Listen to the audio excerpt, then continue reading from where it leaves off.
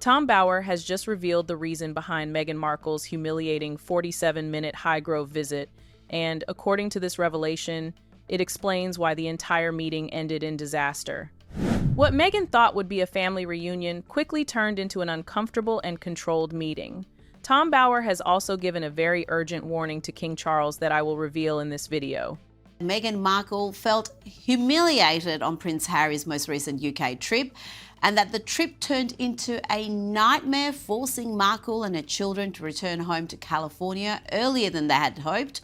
Tom Bower is not just a royal biographer. He is also one of the most recognized commentators when it comes to issues surrounding Harry and Meghan and their relationship with the royal family. According to Bower, Harry and Meghan came to the United Kingdom with one major purpose, which was to reverse the effects of Megxit and rebuild their connection with the royal family. But I do think that when you're mocked so publicly as they've been, their value begins to nosedive pretty quickly. And I don't think they're finding any more sources of income. And with the stream of money they're spending on security, on mortgages, on just plain living, I think they can see the end of the road within 5 years at best. And they've got a real financial problem now. After years away from royal duties, their situation had reportedly changed dramatically. Their business ventures were struggling, Meghan's lifestyle brand was facing challenges, and Harry's charitable connections were also experiencing difficulties. Because of this, they needed a way to regain relevance, credibility, and public attention. According to this view, the royal family became the only institution that could give them back the status they once had. Meghan and Harry's crisis, completely of their own making, is they have no major projects, no major money earners. And so they're more desperate than ever. And I think that they don't know what to do other than to try and come back to Britain and rebuild themselves as some sort of members of the royal family.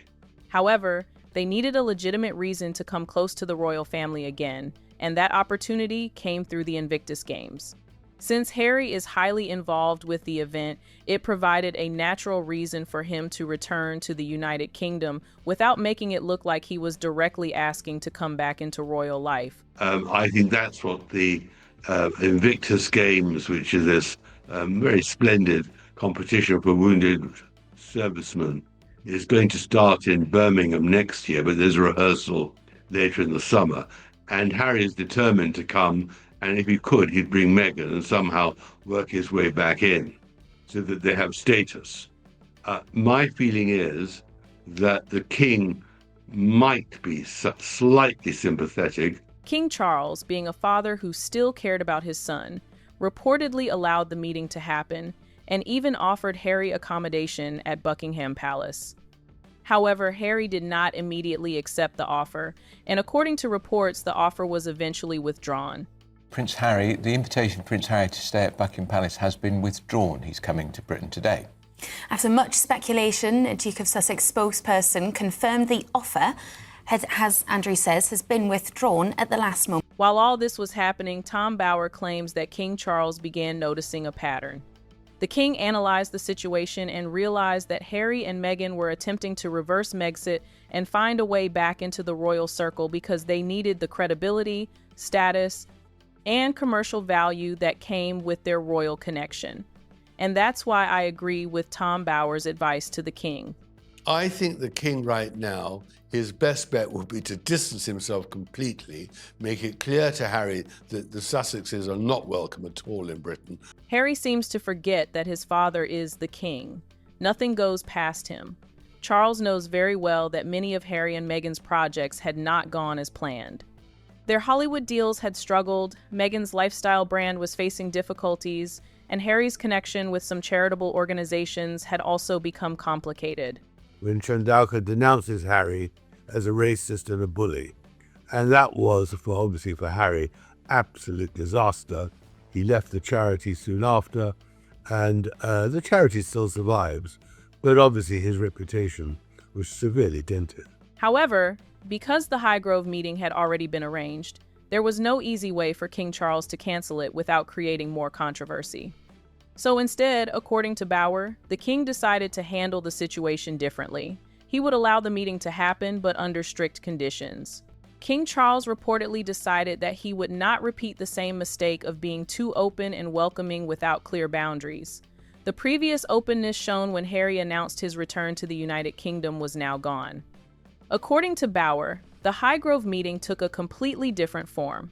It was controlled, private, short, and carefully managed. So I think gradually the king has become much, more respected than he might have been. And he is in fact highly respected now, as is the Queen. And they had to fight hard to get to that. So I think the sympathy at the moment is all in their favour. And they're not going to let all their hard work. And you've got to remember, and they're not going to cause an argument with William and Kate, who have absolutely no intention of in any way allowing the rehabilitation of the Sussexes here. So I think it's the royal family versus the Sussexes. And today, the royal family won. Meghan expected a warmer welcome after several years away from the United Kingdom, but she did not receive the reaction she hoped for. The meeting reportedly felt less like a reunion between family members and more like a formal conversation between people who had become distant. Of course, they went on this trip to the UK. There was a bit of will they, won't they? Harry goes by himself, and then suddenly Meghan Markle with the kids in they trot as well. But there have been some reports that the family reunion that they had with the King and the Queen may have not gone as planned for Meghan. There are some suggestions that it probably wasn't warm and fuzzy. I can't imagine why. According to Bauer, this was a clear message to Meghan that although she and Harry may want to reconnect with the royal family, there was no automatic path back into working royal life. The days of using royal associations to strengthen their public image and business ventures are over. Their problem is that they've got no future. I mean, as ever, all her products, of course, is a complete disaster. She's got no Netflix series. She hasn't got any project at all. And they are literally wallowing in a maze where to go. And so predictably. And so that is the problem. And for them to come back in the midst of the current royal crisis here. According to Bauer, the meeting had two major purposes. The first was to send a firm message that Harry and Meghan were not returning as working royals. The second was to protect King Charles's reputation. You see, after Harry's accommodation request was rejected and his security issues continued, there was a possibility that Harry could portray the situation publicly as evidence that his father did not want him or his kids in the United Kingdom. That Harry would be able to say, my dad's left me out in the cold. Here's my dad not protecting me with security again. I guess my dad doesn't want to see his grandchildren. Because that is what I was concerned about. And I think I even said to you, could this all be a scheme, a setup to blackmail the king into showing up at Birmingham next year, which you've said yourself was the ultimate goal for Prince Harry, to have that royal presence.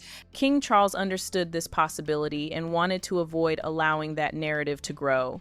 By inviting Harry and Meghan to Highgrove and allowing private family contact, the king demonstrated that he was not rejecting his son completely.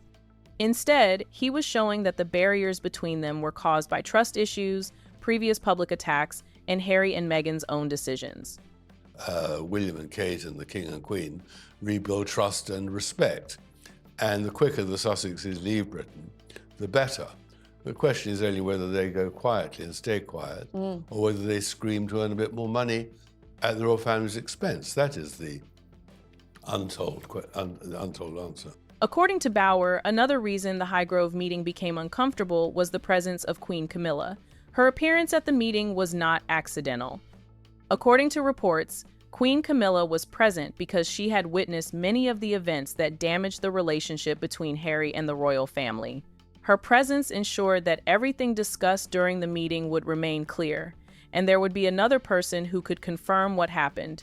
She was the witness, you could say. It shows that King Charles has stopped trusting Harry completely, which I think is a wise decision. According to one royal author, it wasn't simply because she happened to be there. Instead, he claims Camilla had a very specific role to protect the king and ensure the historic meeting unfolded with an independent witness present. When the meeting ended, Meghan Markle was reportedly looking for some form of validation that everything had gone well. However, she did not receive the public reassurance she wanted. There was no official photograph of the meeting, no public display of reconciliation, and no opportunity for Harry and Meghan to create a powerful image that could be used for publicity. The palace reportedly made sure there were no photo opportunities that could later be used to suggest that Harry and Meghan had regained their previous royal position. But of course, they're not apologising. They have no contrition for the terrible things they've done over the last 5 years. So I never understood exactly how they thought it would play out, except that Harry was blackmailing his father. Yes. Do you want to see your grandchildren or not? According to Bauer, there was also no apology offered by Harry and Meghan and no restoration of their previous status. King Charles did not reward years of criticism and public disagreements with a return to royal privileges. After realizing that their attempt to rebuild their royal connection had not produced the result they wanted, Harry and Meghan reportedly shifted their focus toward their children. According to critics of the couple, their children became a way to create an emotional connection with the king and possibly encourage a softer approach. And the king, not being in his best of health and all the rest of that, and being a man who on the whole probably wants to see his grandchildren, wavered. I think that now, that ship has passed. I think that the Sussex's dream of somehow finding a role here, half in, half out, I think that has now passed. However, King Charles reportedly allowed his grandchildren to maintain contact while making sure that the children would not become a pathway for Harry and Meghan to return to royal duties. The king prioritized the future of the monarchy and avoided giving the Sussexes a major public relations victory. According to Bauer, the king understood that a warm public welcome could create confusion and potentially weaken Prince William's position as the future monarch. Therefore, the meeting remained private, controlled, and limited. In the end, according to Bauer, Harry and Meghan only received a private family meeting.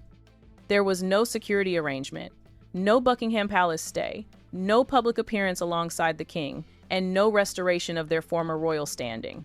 This was completely different from the return Harry and Meghan were hoping for. When the meeting ended after just 47 minutes, there was reportedly no major agreement reached regarding Harry's return to the United Kingdom or a solution to his security concerns.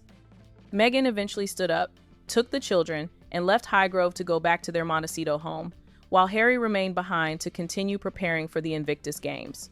Well, Meghan is furious because she hasn't done everything she wanted. When they knew they were going to come to the UK and London, she sent a list of what she wanted done for her at Buckingham Palace. Can you believe that? But they didn't go to a palace. They went to a home, and she didn't get what she wanted. There you have it. This is how the 47-minute Highgrove disaster played out, according to Tom Bauer. What are your thoughts about this situation? Let us know in the comments section, and don't forget to like, share, and subscribe. See you in the next video.